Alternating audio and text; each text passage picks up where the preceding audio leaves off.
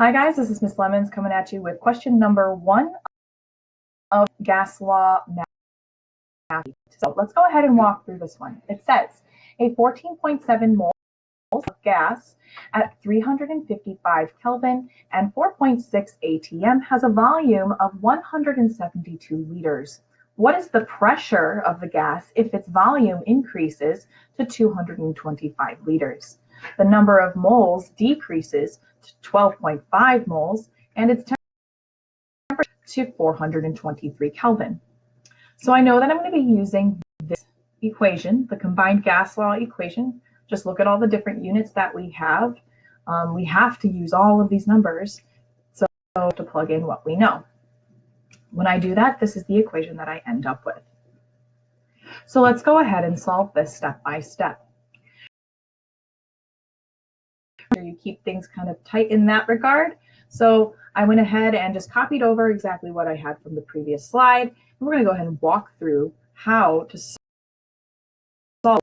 this equation. So the first thing that I want to do is the multiplication.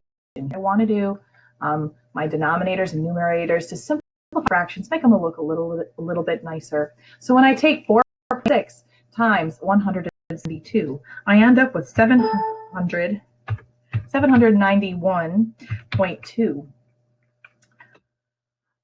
And then when I multiply 14.7 times 155, I end up getting 5,200.5.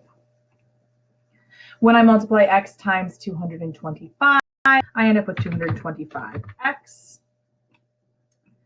And then when I multiply 5 times 423, I end up with 5,287.5. So now that I've simplified the fractions a little bit, I want to get rid of fractions. So I'm going to do that by just dividing the top and the bottom here. When I divide the top, 91.2 divided by 5,218.5, I end up getting 0.1516144, blah, blah, blah, blah, blah, blah, blah. There's a lot more to that. So I'm just going to keep a good chunk of sig figs there, and we'll reduce the sig fig later. And then I have, of course, 225x over 5,287.5. Okay.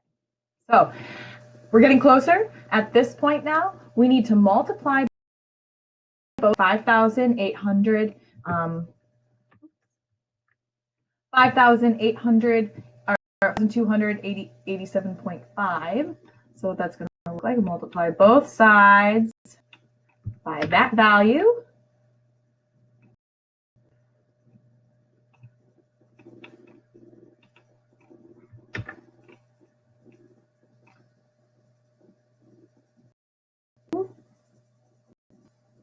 There you go.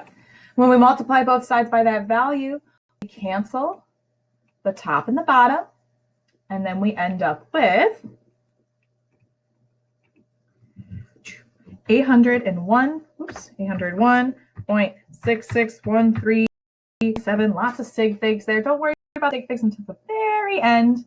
And then we end up with 225x.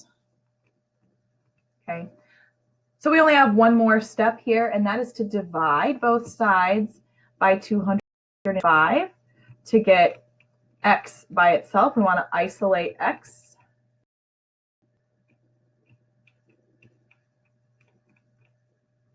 Okay, when we do both sides by 225, we get x by itself, and our final answer to be 3.562935, blah, blah, blah, blah, blah.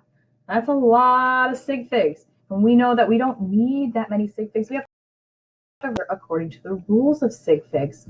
So if we look back at what we were originally given here, we want the smallest number of sig figs. Value has 3. This value has 3. This value has 2. Okay, so we've got a little bit fewer here. This value has 3. 3. Okay, so we want our final answer to have 2 sig figs. So we want to underline our top 2 here. We're going to write out to the nearest tenth. So our final answer would be 3.6 And then don't forget your units. What are we measuring? Look back at the question. It says, what is the pressure of the gas? Now, there's lots of different pressure measurements we could use. We could use ATM, kilopascals, we could use millimeters of mercury. Remember, you just want to make sure your units match whatever you started with. We started with ATM, so we want to end with ATM also. So our final answer would be 3.6 ATM. If you have any questions, make sure you ask those questions. That was supposed to be circling the final answer. It's not working. Struggle bus, there it is. You can always reach me, remind or email. So hopefully this walkthrough has helped you.